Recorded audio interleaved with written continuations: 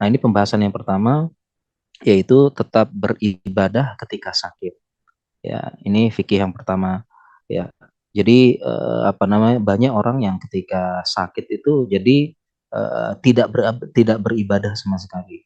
Ya, bahkan kita jumpai orang awam tuh ketika sakit dia anggap sholat itu tidak perlu gitu, karena dia dapat uzur. Ya, itu kita dapati di rumah sakit. Nah, jadinya tidak alasan tidak beribadah gitu, seperti itu. Memang kalau untuk intensitasnya bisa jadi berkurang karena sebelumnya biasa sholat duha, bisa jadi enggak karena baring terus tidur terus, ya. Dan kita berharap gitu ya, selama sakit itu bisa mendekatkan diri berdoa, dan berharap kepada Allah. Ya, dan mungkin kalau ibadah fisik susah, tapi kita bisa ibadah hati, yaitu berupa kesabaran, ya, menerima takdir Allah, dan juga kita berzikir mengingat Allah. Ya, jadi jangan sampai, ya, intinya jangan sampai selama sakit tersebut tidak pernah ingat sama sekali kepada Allah. Ya, dan bisa jadi mungkin selama sakit mungkin berkurang ibadah kita. Ya, bahkan mungkin bisa jadi zikirnya juga berkurang. Tapi poinnya adalah ketika sakit jangan sampai tidak sama sekali. Tidak pernah sama sekali ngaji, tidak pernah sama sekali zikir, tidak pernah sama sekali bergumam menguatkan diri harus bersabar, dan tidak pernah sama sekali terlintas bahwasanya ini takdir Allah yang terbaik, ada hikmahnya, menghapuskan dosa, meningkatkan derajat. Dan ini yang perlu kita terus saling ingatkan, ya. Saya juga kemarin sakit juga begitu, perlu diingatkan gitu ya. Baik nakes maupun apa namanya, ini perlu diingatkan, ya. Terlebih kalau kita bicara dalam ilmu psikologi, orang yang sakit itu berada dalam titik nadir terendah. Ya, dia nasihat apapun akan masuk. Ya, makanya sebenarnya ini kesempatan banget bagi kita para nakes. Demikian juga ketika sakit seperti itu. Dan di situ saya bahas ada beberapa ibadah-ibadah yang bisa dilakukan ketika sakit. Artinya selama sakit misalnya 3 hari, 1 pekan gitu, jangan sampai nggak pernah sama sekali begitu. Nah, salah satunya adalah kita bahas di sini, yaitu membaca Al-Quran. Ya, bahkan kalau bisa mencuri waktu baca Al-Quran, pokoknya pernah begitu. Ya, apalagi Al-Quran ini bisa mengobati kesedihan, kegelisahan hati, mengobati penyakit fisik. Ya, bahkan di situ Allah berfirman, wa nunazzilu minal Qur'ani ma huwa syifaa'un wa rahmatul lil mu'minin. Kami turunkan Al-Quran sebagai penawar, penyembuh, rahmat bagi orang-orang yang beriman. Dan tafsir para ulama syifa di situ adalah syifa'u amrodul kolbi wa amrodul jasad. Jadi menyembuhkan penyakit hati dan penyakit jasad. Ya, jadi justru selama selama kita sakit jangan sampai nggak pernah sama sekali membaca Al-Quran.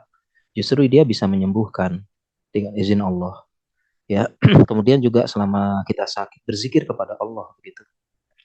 Ibadah selanjutnya, ya memang ketika sakit tuh apa ya, badan kita lemah mungkin tidak bisa bergerak, tetapi lisannya masih mudah, masih masih bisa kita gerakkan lisan, ya, lisan untuk sekedar apa, untuk sekedar berzikir, ya, istighfar dan sebagainya gitu. Jadi jangan sampai selama sakit nggak pernah ingat Allah sama sekali, tetap ya istighfar. Atau nanti kita bahas juga salah satu yang dianjurkan ulama zikir ketika kita sakit adalah hauqallah, yaitu la haula wala quwata illa billah. Minimal pernah, ya. Jangan sampai nggak pernah sama sekali. Dan di situ Allah berfirman, walladzina amanu wa tatma'innu qulubuhum bidzikrillah ala bidzikrillahi tatma'innul qulub.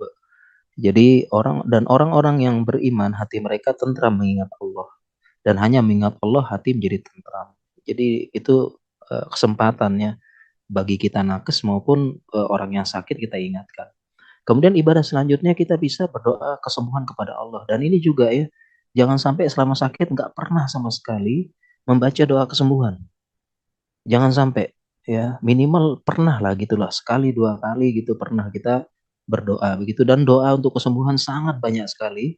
Mudah-mudahan saya bisa menyusun bukunya nanti dan penjelasan dari para ulama. Salah satunya saya tuliskan di situ ya. Dan ini obat untuk berbagai macam penyakit. Doanya sangat banyak. Salah satunya adalah ini doanya ya.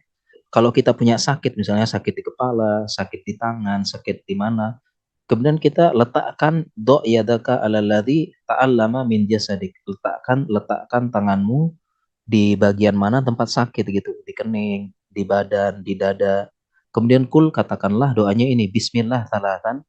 Kita ucapkan Bismillah 3 kali. Misalnya kita sakit di kepala, kita taruh tangan di kepala, ucapkan Bismillah, Bismillah, Bismillah 3 kali. Kemudian kul sab'a marroh, ya marot. Kemudian ucapkan doa ini 7 kali. A'udzu billahi wa qudratihi min syarri ma ajidu wa uhadir. Ini kita sebut 7 kali.